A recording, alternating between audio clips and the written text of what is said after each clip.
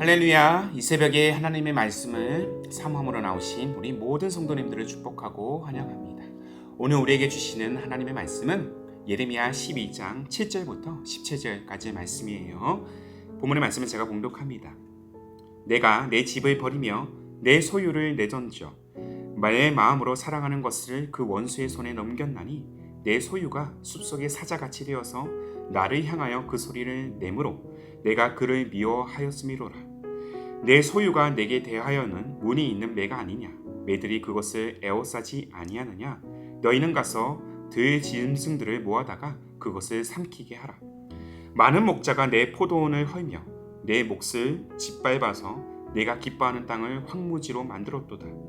그들이 이를 황폐하게 하였으므로 그 황무지가 나를 향하여 슬퍼하는도다. 온 땅이 황폐함은 이를 마음에 두는 자가 없음이로다. 파괴하는 자들이 광야의 모든 벗은 산 위에 이르렀고 여호와의 칼이 땅 이 끝에서 저 끝까지 삼키니 모든 육체가 평안하지 못하도다. 무리가 밀을 심어도 가시를 거두며 수고하여도 소득이 없은즉 그 소산으로 말미암아 스스로 수치를 당하리니 이는 여호와의 분노로 말미암음이라. 내가 내 백성 이스라엘에게 기업으로 준 소유에 손을 대는 나의 모든 악한 이웃에 대하여 여호와께서 이와 같이 말씀하시니라. 보라, 내가 그들을 그 땅에서 뽑아버리겠고 유다 집을 그들 가운데서 뽑아내리라. 내가 그들을 뽑아낸 후에 내가 돌이켜 그들을 불쌍히 여겨서 각 사람을 그들의 기업으로 각 사람을 그 땅으로 다시 인도하리니 그들이 내 백성의 도를 부지런히 배우며 살아있는 여호와라는 내 이름으로 맹세하기를 자기들이 내 백성을 가르쳐 바알로 맹세하게 한 것 같이 하면 그들이 내 백성 가운데에 세움을 입으려니와 그들이 순종하지 아니하면 내가 반드시 그 나라를 뽑아 멸하리라. 여호와의 말씀이니라. 아멘. 오늘 말씀은 사랑을 거두지 않으시는 하나님이라는 제목으로 나누기를 원해요. 자, 이스라엘 백성은 하나님의 사랑으로 택함 받은 존재입니다. 그들을 사랑하셨기에 기나긴 애굽의 압제로부터 해방시키셨고 광야를 지나는 여정에서 이른 비와 늦은 비를 때에 따라 내려주게 하셔서 그들의 삶을 보호하셨습니다. 그리고 마침내 젖과 꿀이 흐르는 땅으로 인도하셔서 풍성하고도 아름다운 삶의 터전을 허락하셨어요. 자, 이 모든 과정은 하나님의 은혜가 아니고서는 결코 이루어질 수 없는 것들입니다. 미련하고 겁이 많은 이스라엘 백성들 스스로의 능력으로는 불가능한 일이었다는 것이죠. 애굽으로부터의 해방도, 가나안 정착도, 통일 왕국의 건설도 모두 그들을 사랑하신 하나님의 은혜와 능력에 의한 것입니다. 그러나 백성들은 하나님의 은혜를 잊어버렸어요. 그리고 하나님보다 우상을 더 섬겼습니다. 하나님의 법도 대신 자기 탐욕을 택했습니다. 하나님께서는 자신을 떠나 죄를 범하고 있는 자녀들에게 여러 고난의 순간을 통과하게 하시면서 다시 그들이 돌아오도록 회복의 기회를 주셨지만 그때뿐이었어요. 백성들은 어려운 순간에 하나님을 찾았지만 다시 평안이 찾아오자 다시 우상을 찾고 죄를 저지르기를 반복했습니다. 반복되면 반복될수록 그들은 하나님으로부터 완전히 돌아서게 되었어요. 입술로는 하나님을 경배한다, 하나님을 사랑한다 그렇게 고백은 하지만 그들의 외침은 껍데기뿐이었습니다. 하나님을 향한 모든 것은 형식에 불과했으며 마음의 중심은 자기 탐욕이 가득 채워져 있다는 것입니다. 거듭 말씀을 드리지만 하나님은요, 형식보다 마음을 원하시는 분이세요. 그래서 우리는 하나님을 바라볼 때 마음으로 바라봐야 합니다. 하나님을 대면하는 예배 시간을 마음으로 채워야 합니다. 하나님의 임재 연습의 저자인 이 로렌스 수사는 신앙 초기에 이렇게 결단을 했다고 해요. 자, 잘 들어보세요.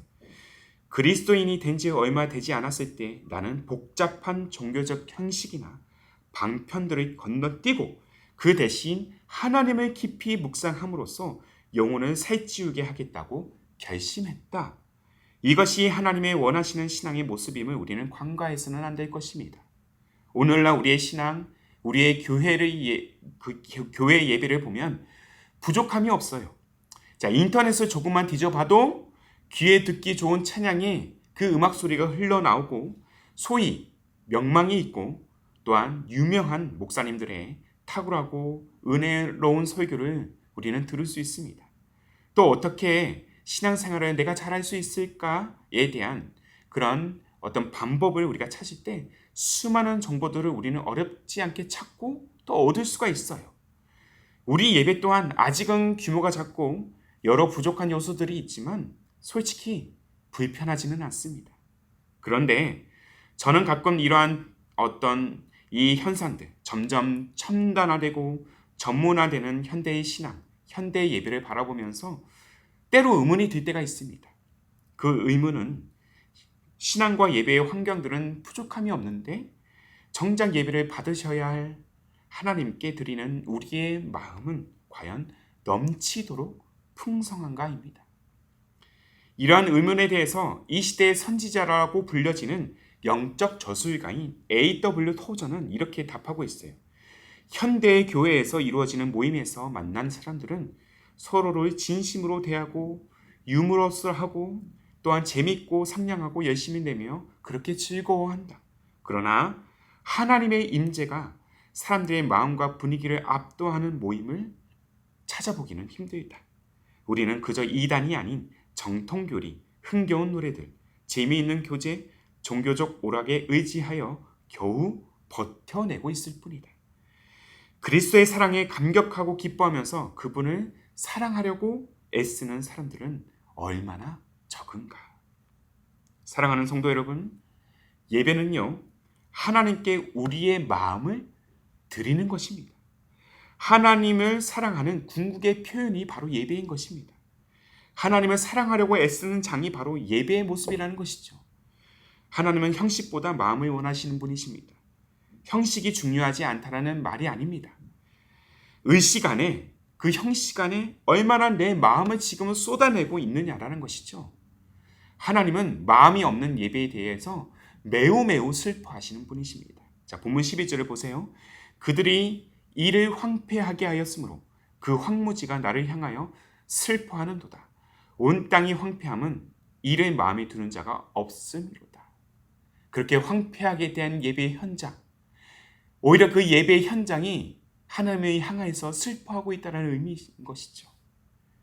그러므로 마음이 황폐해진 백성들을 향한 하나님의 진노는 사실 슬픔의 현장, 슬픔의 표현인 것입니다.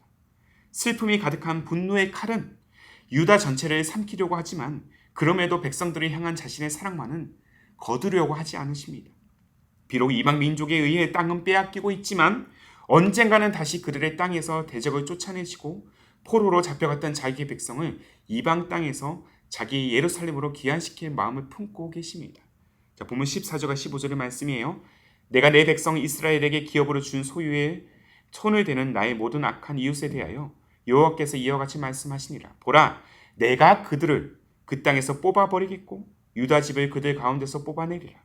내가 그들을 뽑아낸 후에 내가 돌이켜 그들을 불쌍히 여겨서 각 사람을 그들의 기업으로 각 사람을 그 땅으로 다시 인도하리니. 그들을 불쌍히 여겨서 다시 그 땅으로, 다시 그 집으로 인도하리니. 불쌍히 여겨서.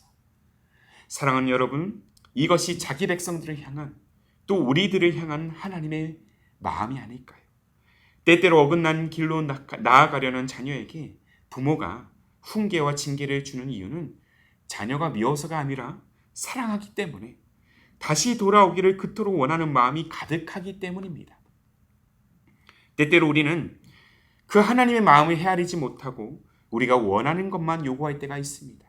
그리고 나의 원함대로 이루어지지 않으면 하나님을 원망하고 불평하기도 합니다. 그러나 우리의 지난 날을 가만히 살펴보면 하나님의 은혜가 아니고서는, 그분의 사랑이 아니고서는 이루어질 수 없는 것들 뿐입니다. 죽을 수밖에 없었던 우리의 영혼이 그렇게 죄의 사슬로 벗어나 영원한 삶을 소망하게 된 것도, 하나님의 자녀로 살게 된 것도, 그리고 마음껏 하나님의 이름을 부르며 예배할 수 있는 것도 우리를 향한 하나님의 다함없는 사랑 때문임을 우리는 잊어서는 안 될 것입니다. 더 놀라운 사실은 수없이 무너지는 연약함에도 그 연약함을 들고 다시 은혜를 간구하는 자들을 향해서 하나님은 결코 사랑의 마음을 거두지 않으신다는 거예요. 남유다 백성들을 향해서 하나님은 끝까지 사랑을 포기하지 않으셨습니다. 심지어 그들을 집어삼켰던 이방 민족들까지 바알을 섬겼던 것처럼 자신을 그렇게 섬긴다라면 그들까지도 품겠다고 말씀하십니다. 이처럼 제한 없는 사랑, 변하지 않는 사랑, 끝까지 품어내시는 사랑, 무엇보다 우리는 이 사랑을 기억하면서 다시 복음 앞에 서기를 간절히 소망하는 오늘의 삶이 되어야 할 것입니다. 사랑하는 성도 여러분, 변하지 않는 그 사랑 앞에 우리의 진실한 마음을 드리는 신앙이 되시기를 바랍니다. 하나님을 사랑하는 인생이 되십시오. 하나님을 무엇보다 마음을 다해 사랑의 고백을 드리며 나아가는 우리의 노래가 되어야 할 줄로 믿습니다. 그렇게 우리 모두의 사랑을 통해서 또 우리의 진실한 마음을 통해서 하나님의 그 사랑을 알고 그 가치를 온전히 실현하면서 진실한 마음으로 오늘도 믿음으로 한 걸음 한 걸음을 나아가고 믿음의 발걸음을 내딛는 그러한 복의 여정 또한 사랑의 여정이 되시기를 주님의 이름으로 축복합니다. 함께 기도하겠습니다. 늘 변함없는 사랑으로 우리를 세워주시고 연약함을 보듬어 주시는 하나님 아버지, 우리를 향한 그 사랑의 깊이가 얼마나 깊고 그 사랑의 크기가 얼마나 큰지를 감히 헤아릴 수가 없습니다. 오늘도 그 사랑을 힘입어 나아갈 수 있음에 감사와 찬양을 올려드립니다. 그토록 우리를 사랑하심에도 불구하고 늘 어린아이와 같은 우리를, 그런 우리의 마음은 주님의 사랑을 헤아리지 못할 때가 참 많은 것 같습니다. 우리의 원함대로 들어주지 않으시는 하나님을 원망할 때가 있고 불평할 때가 있었음을 고백합니다. 그럼에도 불구하고 다시 전심으로 예배하고 사랑하기로 결단하는 자들을 향해서 그 사랑을 거두지 않으시는 하나님 아버지, 오늘도 주님의 사랑을 알고 묵상하며 깊이 깨닫는 인생이 되도록 인도하여 주옵소서. 무엇보다 날마다 주님을 더욱 사랑하는 우리 모두가 되기를 소망합니다. 영원히 변치 않는 사랑으로 그렇게 우리의 인생을 인도하실 우리 주님 예수님의 이름으로 기도하옵나이다. 아멘. 오늘 주신 말씀을 따라서 또한 두 가지의 기도 제목을 붙들고 함께 기도하기를 원합니다. 먼저는 많은 죄악과 연약함에도 불구하고 우리를 향한 사랑을 거두지 않으시는 하나님의 은혜에 감사하며 다시 전심으로 주님을 예배하는 자가 되게 하옵소서. 한 걸음 더 나아가 기쁨이 되는 교회 모든 성도들이 변함없는 하나님의 사랑을 깊이 묵상하며 다시 복음 앞에 서서 주님의 뜻을 온전히 실현하는 귀한 삶이 되도록 인도하여 주옵소서. 이 두 가지의 기도 제목을 간절한 마음으로 함께 고백하시면서 기도로 하루의 삶을 열어가시기를 바랍니다. 함께 마음을 다해 기도하겠습니다.